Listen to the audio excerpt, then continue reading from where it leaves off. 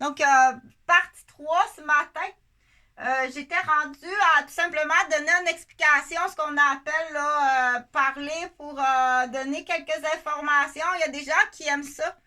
Ça peut être un peu compliqué pour certaines personnes, mais il faut plaire à tout le monde. Donc, si jamais la partie juste avant, t'as pas aimé ça, tu peux passer à la partie 2 qui va être plus vulgarisée. C'est ce que je disais. Donc, ça a pris 7 minutes là, pour expliquer, remplir des casiers d'intelligence. Tu peux les écouter, c'est toi qui décides. Si tu veux remplir des casiers d'intelligence, ou bien si pendant ce temps-là, tu préfères partir dans la lune, passer à ton jeu de manette, de jeu de guerre que tu as fait toute la nuit, du coup pour déranger l'étudiante à côté. Je continue. Le sujet de cette vidéo-là, c'était le dérapage humain. Donc, quand je dis le dérapage, je suis partie d'un mot pour effectivement faire un allongé de 7 minutes. Le mot dérapage est pas nécessairement compris par tout le monde. Quand on dit dérapage, c'est une expression très locale de la capitale de la ville de Québec. Quand on dit capitale, c'est où siège le gouvernement, où est-ce qu'il y a la prise de décision, entre autres, mais je ne vais pas faire la définition. C'est quoi une capitale? C'est pas juste comme une bâtisse. Là. Quand on dit la capitale, c'est pas non seulement le bâtiment qui est construit, qui est magnifique à Québec. Mais le sujet de cette vidéo-là, c'est le dérapage humain. Quand je dis dérapage, c'est pas le bon mot, mais pour certaines personnes, c'est une expression qui est utilisée en français. Parce que prendre les vrais mots au niveau médical, oui, c'est blessant, mais il faut quand même les écouter, les vrais mots. Et c'est préférable d'utiliser les vrais mots que d'utiliser des expressions. Parce que les vrais mots, tu as de façon précise. Vous avez à ce moment-là, si on parle à la deuxième personne du pluriel et non à la deuxième personne du singulier, tu as à ce moment-là, ça c'est à la deuxième personne du singulier, vous avez à ce moment-là, ça c'est à la deuxième personne du pluriel, qui est un pronom personnel, vous avez à ce moment-là, en utilisant les vrais mots au niveau médical d'une définition, une communication qui est claire, précise et bien comprise. Alors, je vais faire cette vidéo-là en utilisant de mon mieux possible un vocabulaire non vulgarisé, mais un vocabulaire bien compris. Mais je voulais tout ça pour expliquer que les gens qui parlent de façon avec un vocabulaire trop local et vulgarisé peut être ciblé en étant un sous-groupe de personnes qui ne veulent pas se faire comprendre, qui utilisent leur propre langage.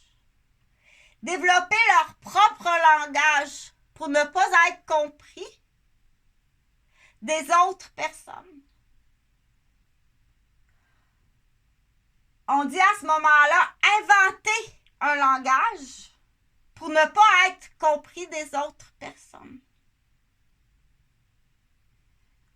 Va être déterminé comme étant un trouble.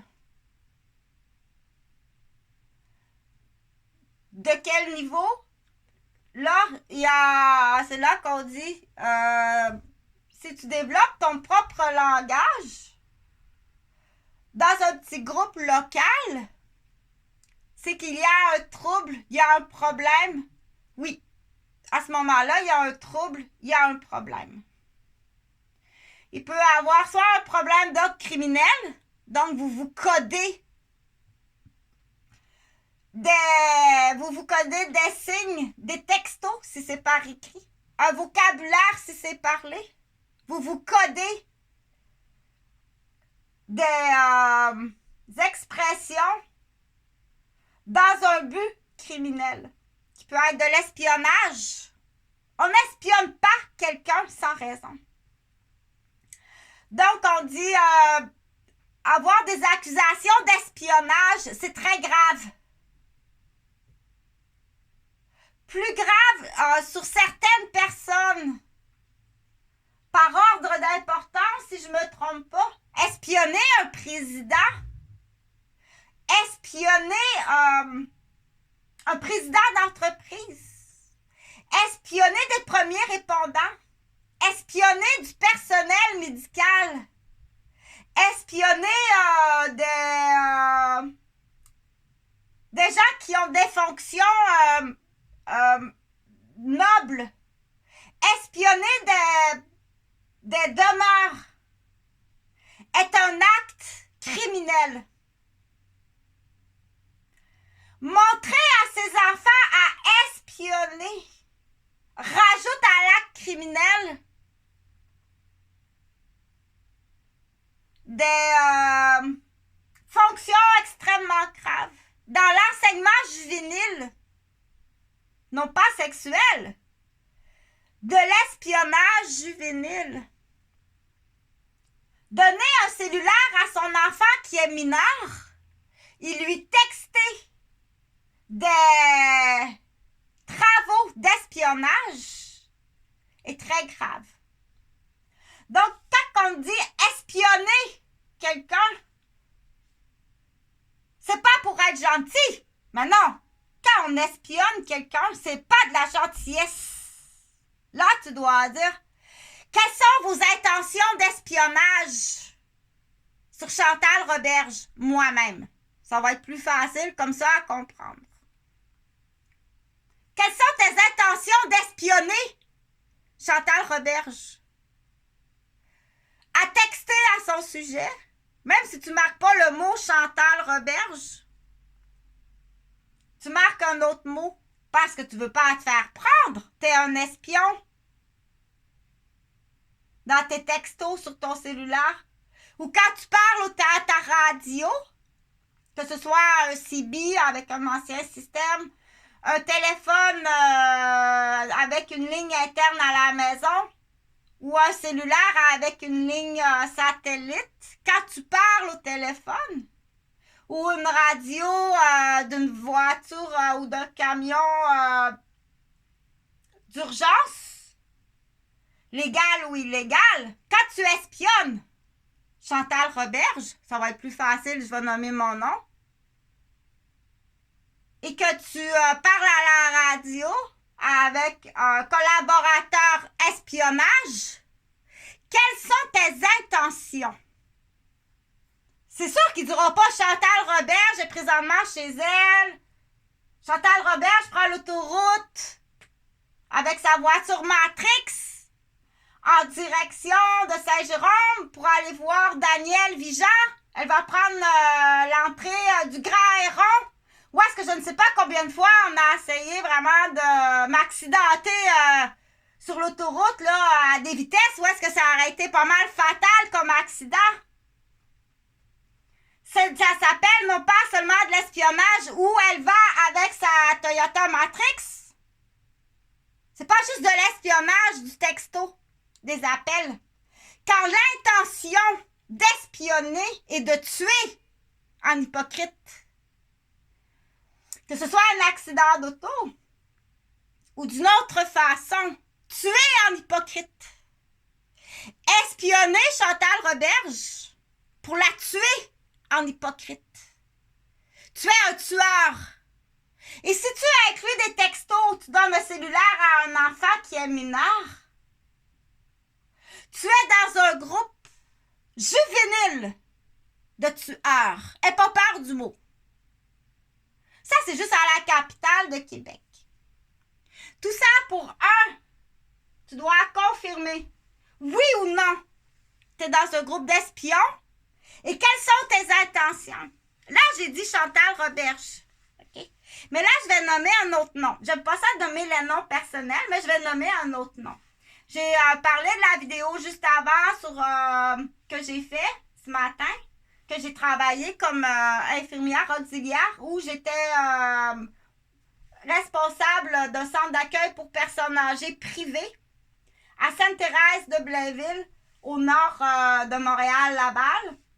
Un centre qui appartient à un propriétaire privé qui est comptable de métier et qui a fait aussi une formation d'infirmier, que lui et sa femme sont infirmiers.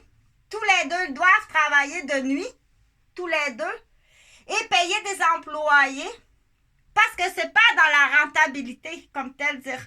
Répondre aux normes, rendre service à la communauté, garder des personnes âgées. S'ils sont dans un centre, ils sont pas autonomes, là. Donc, j'ai nommé le nom du monsieur, du propriétaire, qui est Jean Major. Là, pour pas te perdre, l'histoire est assez facile, là. Ce que tu fais vivre à Chantal Roberge avec l'espionnage, quand tu espionnes quelqu'un, c'est dans quel but? C'est pas pour faire du bien. Premièrement, c'est pour lui faire peur. Hein? Faire peur continuellement à quelqu'un.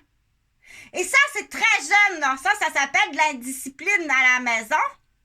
L'indiscipline dans la cour où est-ce que tous les cousins et les cousines sont là. Pourquoi tu fais peur à ta petite cousine? C'est de l'indiscipline qui doit être corrigée. Jusqu'à quel âge qu'on apprend là? Il fait peur tout le temps. Il n'est pas gentil. Il lui fait peur. Il lui fait mal. Surveille-le, celui-là. Ou celle-là.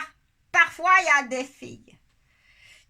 Il y en a que ça les occupe là de faire ce qu'on appelle une analyse et partage. Quel type, qui sont ceux qui sont enfants tout petits, qui déjà ils sont méchants, qui font des bobos, qui font peur. Les grosses têtes, il y en a qui sont plus spécialisés là-dedans. Là. La grosse tête, là, ou la petite tête, mais ça, c'est tout simplement une parenthèse. Mais il y en a qui a des études qui sont faites de ce côté-là. Des caractéristiques au niveau corporel. Donc, je continue pour dire, j'ai nommé le nom de mon ancien patron, qui est un comptable, qui a fait des études de comptable. C'est beaucoup ça à étudier à l'université là, pour être comptable. Qui a fait après coup des études pour être infirmier. Lui et sa femme travaillent comme infirmiers. Ils ont un centre d'accueil où moi je suis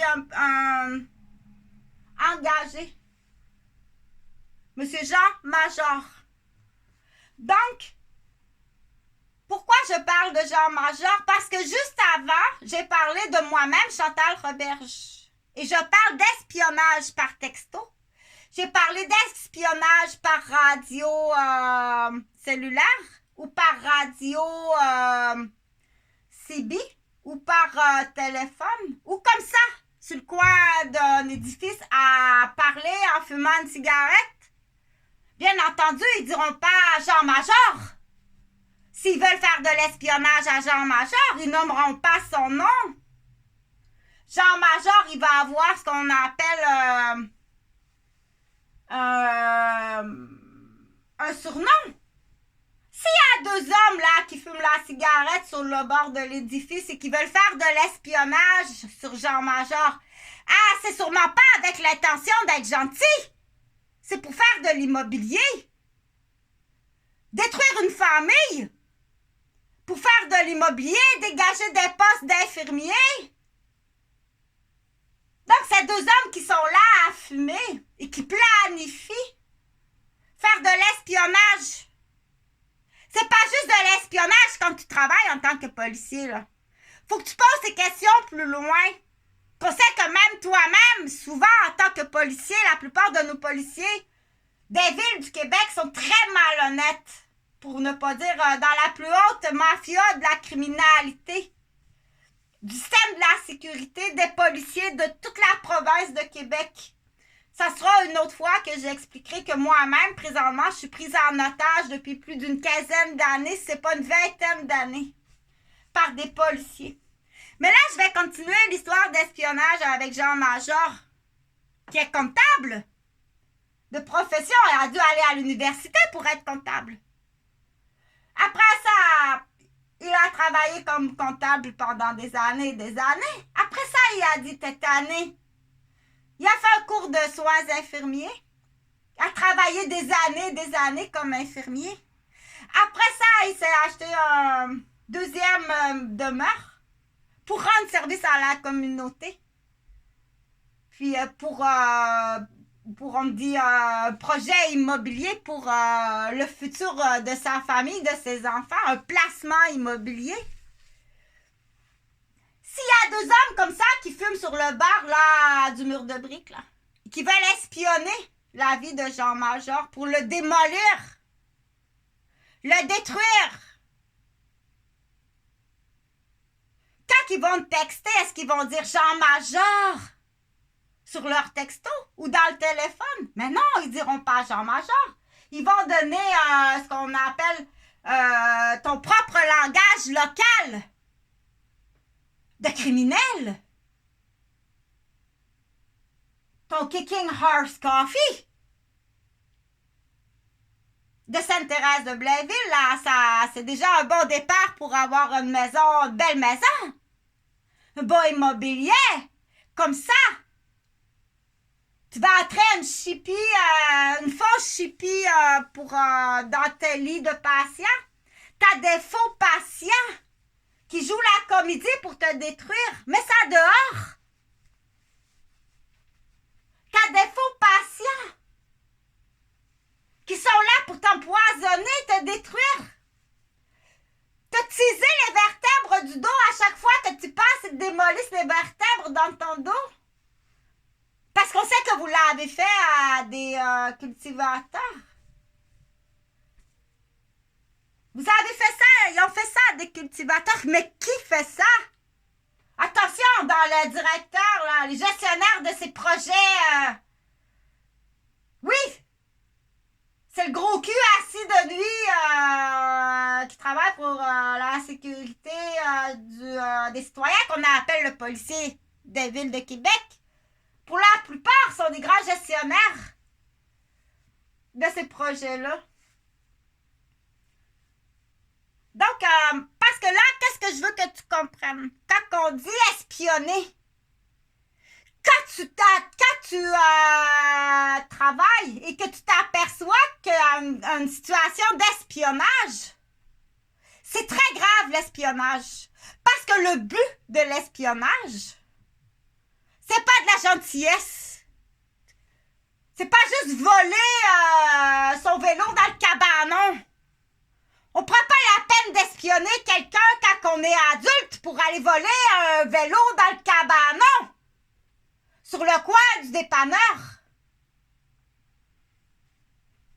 Quand on espionne quelqu'un, il y a une autre raison. C'est qu'il y a une valeur monétaire où tu veux te débarrasser du témoin. Tu veux t'en débarrasser de cette personne-là. Donc, là, la vidéo, là, cette vidéo-là, le sujet de cette vidéo-là,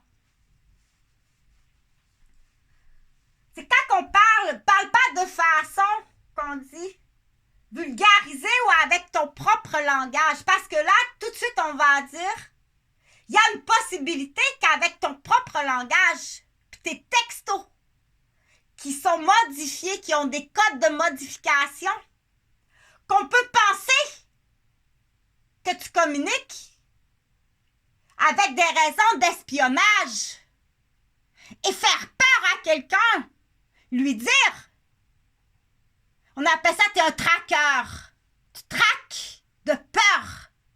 Et la peur, être traqué de peur est une condamnation.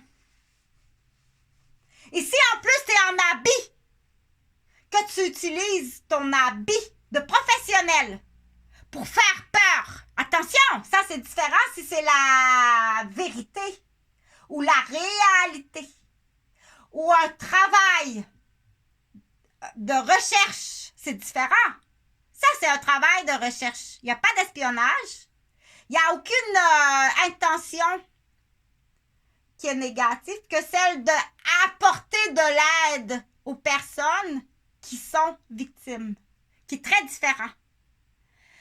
J'apporte de l'aide aux personnes qui sont victimes. et jouer à la victime pour monopoliser un professionnel est aussi très grave. Donc, tous ces jeux-là, là, qui monopolisent le temps, l'énergie et l'argent de professionnels, c'est extrêmement grave. Tu rajouteras ça au chef d'accusation. Si c'est un faux appel à l'aide, ou si c'est un vrai appel à l'aide.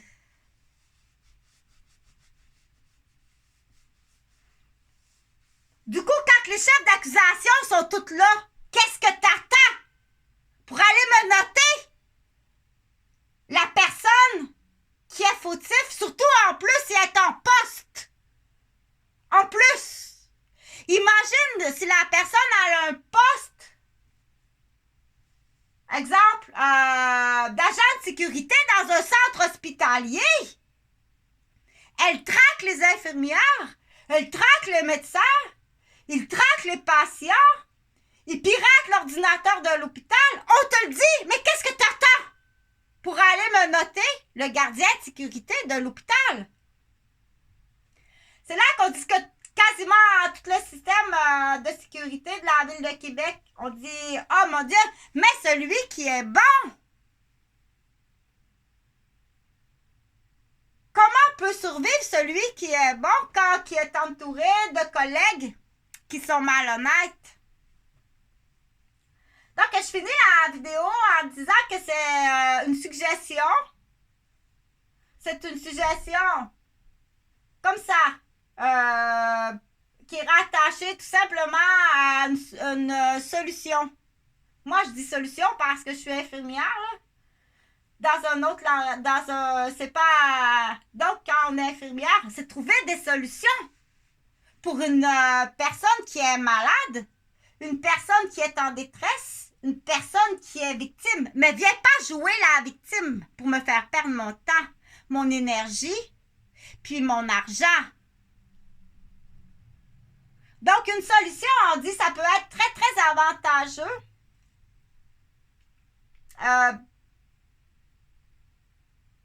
De lancer un réseau contact des Américains, des gens qui sont aux États-Unis. C'est très, très avantageux pour quelqu'un qui est aux États-Unis, avec l'échange d'argent, d'arriver à la capitale de Québec et puis immigrer à la capitale de Québec. Pour un homme, là, ou une femme, même une femme des États-Unis, qui voudrait immigrer à la capitale de Québec avec l'échange d'argent, c'est très avantageux. Donc, mais ça sera sur une autre vidéo que j'expliquerai qu'il y a beaucoup de femmes célibataires, qu'il y a beaucoup d'hommes célibataires à la capitale de Québec, beaucoup de femmes célibataires à la capitale de Québec, que ça serait un avantage vraiment intéressant de penser à côtoyer un homme qui arrive des États-Unis, qui est tout proche, là. C'est tout proche, les États-Unis, c'est juste à côté.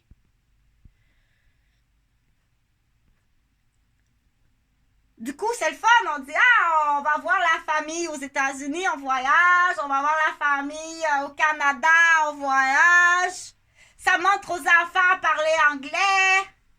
Parce que là, tu vas faut pas trop en donner, faut pas trop en expliquer pour dire qu'à la capitale de Québec, tout simplement comme ça, pas plus que ça. Il faut vraiment aider les familles, les enfants à parler mieux anglais pour mieux réussir au niveau international. Les petits Québécois, ils parlent français, ils parlent mal français. Ça va aider au moins d'être capable de parler anglais. C'est une très bonne idée d'accueillir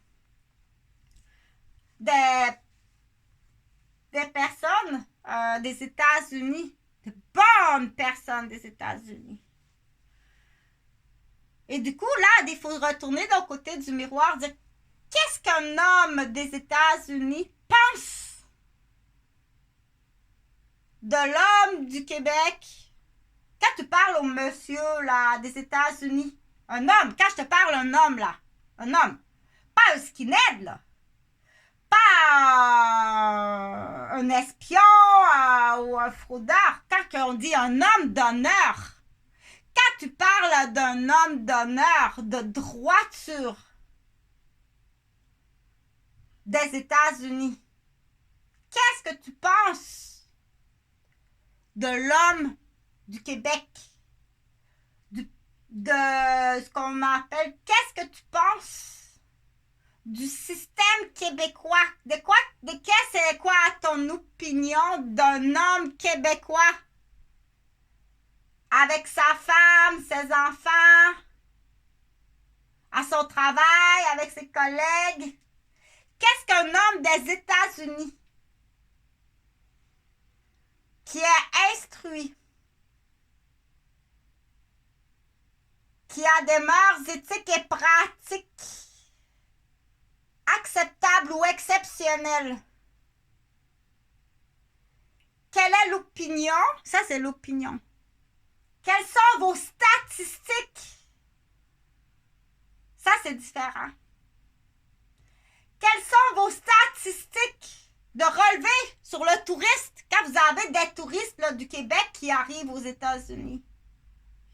Quand vous avez du tourisme des Québécois qui arrivent sur les plages à Cuba? Quand vous avez du touriste des Québécois qui arrivent sur les plages en Floride?